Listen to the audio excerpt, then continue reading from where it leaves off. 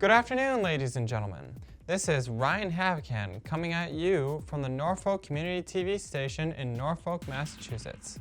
I am here to give you the know-how on one of the biggest conventions to ever be held in the U.S., a place where all things pop culture are put on display, and where geeks, fanboys, and fangirls from all walks of life come together to celebrate what they enjoy. We've got all of that information and more right here as I take you inside Comic-Con.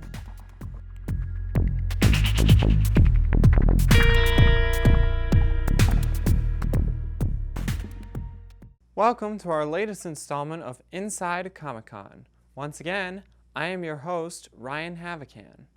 Previously, in the last two episodes, I talked with you about what Comic-Con was all about and why it's so huge, and got to explore the fun and unique aspect of cosplaying and how to be best prepared for attending these kinds of events. It's been fun, and now it's all building up to this year's annual San Diego convention, which is right around the corner. Having followed the event myself online and through social media in the past, the content that will be revealed and showcased at this year's event is going to be amazing. Although one studio that won't have that big of a presence at the convention this year will be Warner Brothers, which is kind of a shame in my opinion, considering how many upcoming movies they have. Other than that, there will still be plenty of other fun stuff that attendees and followers will get to see. Now, in order to help you gain more insight regarding what to expect from this year's San Diego convention, I brought in someone who will keep up with the event as much as I will. Joining me today in the studio is the founder and owner of the Friendly Neighborhood comic shop in Bellingham, Massachusetts, Ernie Pelletier. So Ernie, thank you for coming in. You're welcome. Glad to be here. All right. So first question. Tell us a little bit about how you got started working at the shop and what has it been like for you? Well, Friendly Neighborhood Comics is 11 years old. We're in our 11th year. And I'm a lifelong reader of comics. I started when I was very young. And I've always read comics and have always wanted to do more in the world of comics. I practiced for many years as an attorney in the area, representing banks and financial institutions. But I got to a point where I kind of wanted to be able to give back more to the community. And so I found a way of doing that by essentially creating and founding Friendly Neighborhood Comics. And yes, we sell comics and magazines and graphic novels and books, but I like to say the secret identity of the comic book store is to promote literacy. So we work a lot with libraries and schools, really anyone we can, to help get comics out to more people and get more people reading and to increase literacy.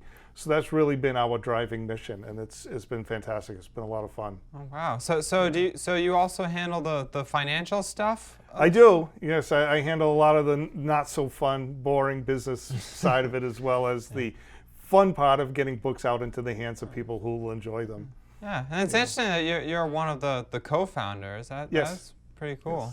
Yes. Yeah. So, for Comic-Con, with many different writers, artists, and publishers that attend this convention, how does this affect the store's business?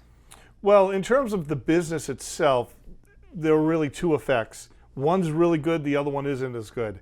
The really good effect is that it's kind of promotion for a lot of the books and characters that we carry. So it's a big fun event. People get to enjoy and celebrate the comics and these bigger than life superheroes and all these really cool stories and characters. So that's great. The part that isn't as great is the weekend of a big comic book convention, the store does almost no business. It does, these conventions are wonderful, but they do draw money out of the local community. Now, as a business owner in the area, what I hope is that more people will get exposed to some of these characters and some of these stories and eventually find their way into a shop like mine or one of the other comic stores in the region and start sampling and trying comic books. So, overall, I think it's a net positive. It's a win for the area, but there is always that temporary little hit. You can tell when there's a big show on a weekend because the store is pretty quiet. Right, but then again, not everybody attends the event. So if it's people that are just in the community that want to get a taste of it, then they can coming down to the shop. So Yeah. there's still positive to it. Oh, absolutely, absolutely. You know, anything that gets more comics and more stories out to more people is good. That's a good thing, and that's why we exist. We exist to do that. So, you know, things like the Avengers movie, a lot of people went to go see that. Absolutely. Now, not everybody's going to go buy a comic book, but many will. Yeah, It's good. Yeah, I was gonna say, seeing those movies, Yes. especially like some of the Marvel, a lot of the Marvel and some of the DC Right. ones, is what got me into Oh, reading great, comics. Great, yes. Very recently. It's funny because I came into comics through the comics themselves, but now I meet and talk to a lot of people that are coming into this world through the movies, and it's really cool to see that. Yeah, and fun too. Oh, it's great fun. Yeah. So, how do you think this year's Comic-Con influences how the store conducts its business, in your opinion? Do you do anything differently around the time of the convention? I don't really do anything too differently. One of the things that we always do is we look at the guest list to see what artists and writers are going to be in attendance at the local convention. And we'll make sure that we have books that they've worked on, because a lot of times people will come looking for those books so they can get them autographed at the convention. So if, for example, an artist like George Perez is going to be there, we'll make a special display of books that that artist has worked on, because we know people are going to be coming in looking for something for him to sign. So we make sure they're available and easily accessible. Yeah, I see, and there are also, and from what I know, there are a lot of great artists, not artists, writers too, There like are. Tom King, Mark Waid, Dan Slott. It's funny that you mentioned them, because both Dan Slott and Tom King have done signings at the store, and we've hosted them in the past. Oh, so they've done signings. They've been at the store. You've got to meet them. They've been guests of our store. Yes. Oh, wow. Yeah. So Wow. those were really cool, and so we make sure that if we know they're going to be appearing at a show in the area, we make sure that we have books by them, easy to find, so that people can pick something up to get a signature and have something to talk to them about. Oh yeah, so that's definitely helpful and fun. Oh yeah, absolutely. Really? Yeah. Yeah. So, do you think that a lot of the movies and TV shows that are showcased at Comic-Con, at the event, encourages some people to start reading the comics that they are based off of? I definitely see that, because people will come into the shop and they'll say, I just saw Avengers Endgame. And either like, I really like Thor, I want to read more of that, I want to see more of that character. Or I just like the Avengers in general. You know, do you have stories featuring the Avengers? And of course, we have plenty of them. Oh yeah. So we do see that coming in, where you know, parents will come in and their kids have seen now all these Marvel movies, and they say, well, he really likes the Hulk. What do you have with the Hulk? And so we show them the comics with the Hulk in it. Oh, yeah. And, So, or if they like Deadpool or right, Ant-Man. right. There's so many different characters out there now.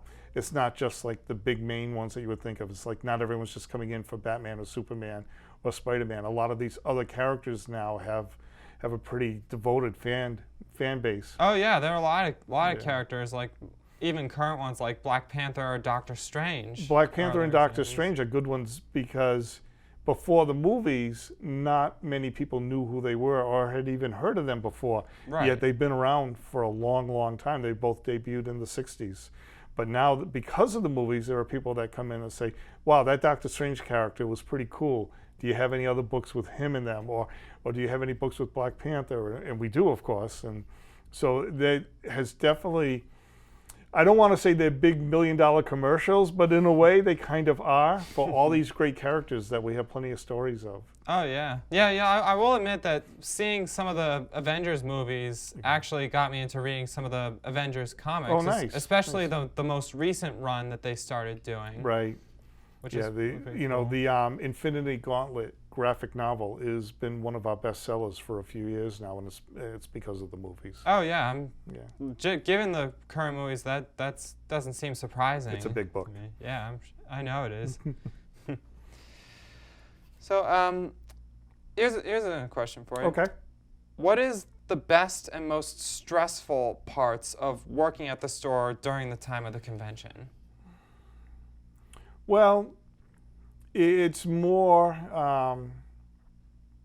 because the convention's going on, We know that there are going to be more casual people coming in because it's in the news and it's being played up and people are hearing about it. And people see it online. People see a lot of it online.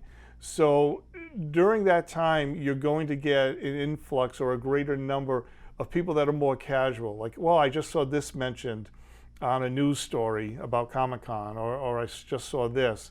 So you're going to get a lot of new people coming in that don't really know much about the characters, at least in the comics. And so it's not really a challenge, but it's the fun part of the job is having someone new come in who says, you know, that movie that's coming out looks pretty cool, or there's a new movie coming out and I didn't even know there was a comic book attached to it.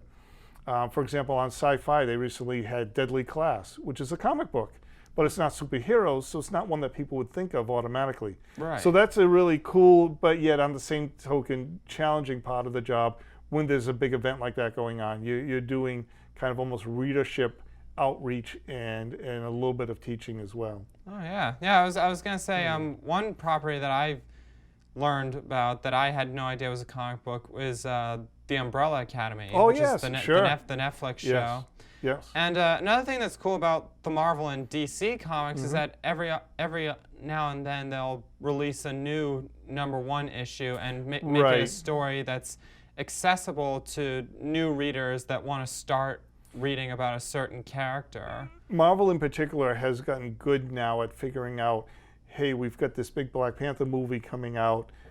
We need a book that somebody can walk in cold from the outside and just start reading now. And they don't have to worry because some of these characters have been around since the 1960s. Yeah. Some of them even older. Batman, Superman have been around the 30s. The 30s and Late 40s. 30s. Yes. Yeah. So they have a lot of history. But the companies have done a really good job of giving you nice, clean starting points. Someone comes in and they're like, I just want to read a good Batman story. Well, we've got the current comic that has started this whole big story that you can pick up from issue 1 and go forward. Or we've got collected editions that have some of the classic stories from the past. So you don't have to worry about, just because you want to read Batman, you don't need to read 80 years worth of comics. We've got a lot of good starting points. Yeah, I was going to say, I buy a lot of the collected editions because they're easier to own than the magazine ones, even though people can still get the magazine ones. Right.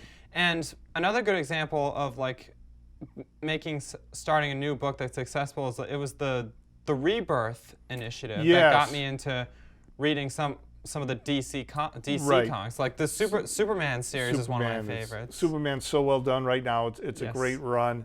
And DC Rebirth was a endeavor by the publisher to give new readers a clean starting point. You don't have to have read 80 Years of Superman. Here's a Superman #1. Boom, you can go. Start. It's starting a brand new story. The DC universe in particular is really strong right now. Very, very well written. A lot of terrific art. And classic characters.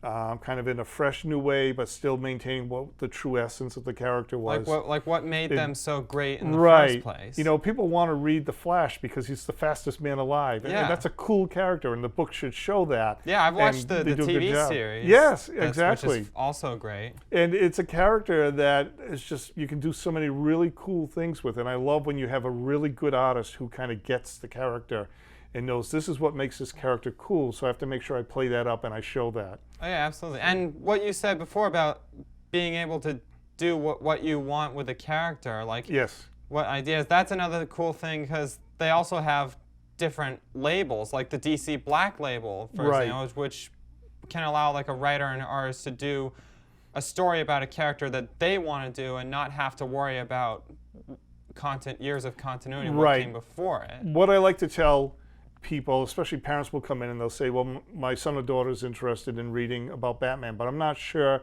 you know, I don't want it to be too dark or whatnot.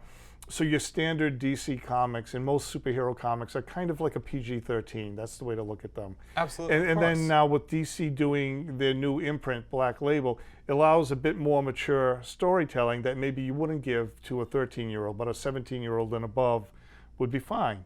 So I like that they're labeling it that way. It makes it easy for parents. But if anybody ever has any questions, certainly we're right there in the store, and we know the material. You know, the difference between us and a bookstore like a Barnes & Noble or Walmart's or whatnot, we know the material. You can talk to us and we can tell you what the story's about, especially if you have questions about, is this good for my age level child?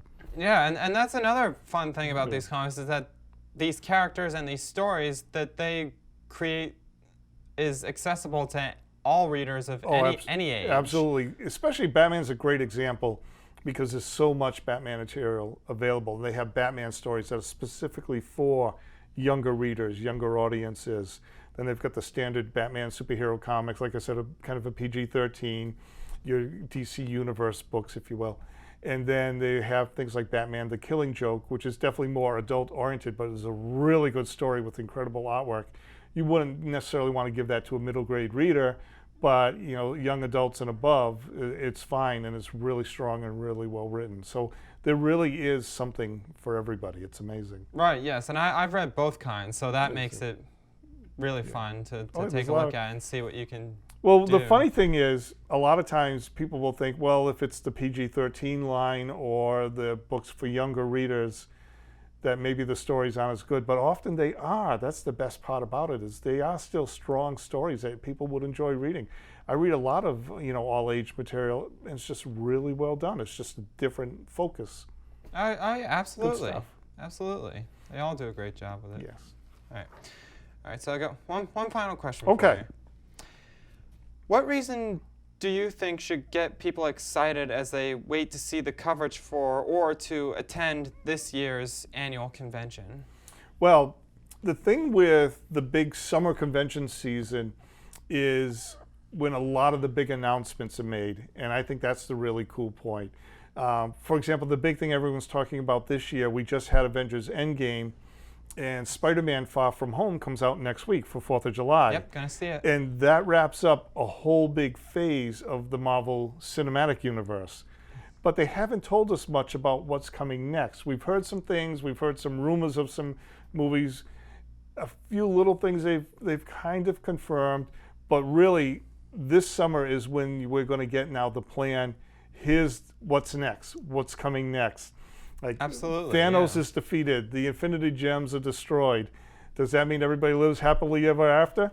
Probably not. But what's next? And I think this summer now we're going to start to get some of those answers. We're going to find out, and that's the part I'm most looking forward to. Yeah. What's the next thing to be watching and reading? Oh yeah, definitely. And there's a lot of cool stuff, like not just for movies, but also for television. Like Marvel Studios is going to be developing a lot of shows for the new Disney Plus streaming service. The Disney and the DC streaming services have allowed a lot of new material to get out there in front of people. It allows them to take chances too with B characters. We just got a new Swamp Thing series from DC. Who would have thought we would get something like that? So, I mean, you look at another really good one from DC is Doom Patrol. Yes. These crazy, wacky characters, and maybe you wouldn't see them up on the big screen in a major movie, but because of the streaming service, they can do a nice kind of show, almost like Umbrella Academy in terms of that feel with these quirky characters and weird, funny things going on. And it has a home there, and it's a terrific series. And the comics are great. We do really well with the Doom Patrol comic now because people have seen it and been exposed to it on the streaming service. Oh yeah, absolutely. And there are also a lot of great movies that DC is developing too, like Birds of Prey, Wonder Woman, Joker, which comes out this fall. Yeah, Joker comes out later this year. The next Wonder Woman movie will take place in the 80s. I'm curious to see what they're going to do with that. Yes. So I like the fact that DC is focusing more on the core of the character as opposed to just trying to put a bunch of action figures together to put a bit, they rushed that Justice League movie out and they kind of did it too fast. The secret to Marvel was that they took the time to develop these characters so that when you finally had an Avengers movie, they didn't need to tell you who Iron Man was. You already knew. They don't need to establish all these people. You know these characters. And I think that's really why Endgame in particular worked so well as a character. You knew their histories. You knew their interactions. You knew why some of them got along and some of them didn't. It hit on so many levels because they took the time to develop character. Character matters. You need the strong character. You need characters that you care about. That's true in the movies. It's true in the comics. If you believe in the characters and you care about them, you're going to enjoy the story all the more. Oh yeah, absolutely. And I also think DC is starting to improve on some of their movies. We've seen some They're getting successes better. like Aquaman Right. and Wonder Woman, for example. Yeah, I think Wonder Woman they've really hit some home runs with, so I'm curious to see where we go from there. But I think they've turned the corner and they've gotten that message, and their movies are definitely improving. Yeah, but either way, they're all really fun to look at and enjoy absolutely. and see on display at the convention. So Yes. it's pretty fun. All right, so Okay. once again, thanks Thank again you for so joining much. us. Yeah, I appreciate it. Thanks for having me. Oh, no problem. From what I was able to gather, this truly is an event worth following and taking part in, no matter where you are or what you do. However, once again, if there are some of you out there who aren't sure how to follow the event itself, don't worry. There are still plenty of ways in which you can keep up on what's happening and what's revealed. There are two things that everyone has handy on them every single day: news and the internet. You can look at news and social media feeds online to check out all the biggest news and announcements. Websites like Facebook, Twitter, and YouTube often stream panels live and always showcase videos featuring interviews and trailers and previews for upcoming movies and shows. Another good place to look at for news and updates is the Comic-Con organization's official website. You can go online at www.comic-con.org to check out every update and newsworthy story that comes up. Of course, like many big websites today, they also have their own social media pages. So you can also check out their Facebook and Twitter pages as well to still get all the online content that they have to offer and share with everyone who follows them. And so, as this year's conventions draw to a close, the preparations for the next annual conventions begin. I feel grateful to have shared all this content with you viewers out there, and I would like to thank you for tuning in to this exclusive informational coverage. If you think what you saw here was interesting, I encourage you to share it with others in your community. If you still want to find out more about these entertainment mediums, reach out to your local comic book shop or talk to somebody you know that is a fan of certain media properties. Hopefully, this program has given you some new insight on this convention and why it's so special and important to so many people. I believe we have now reached the end of our time. So, from the Norfolk Community Television Station, this is Ryan Havican signing off. I hope you enjoyed this little adventure of ours. Goodbye and so long.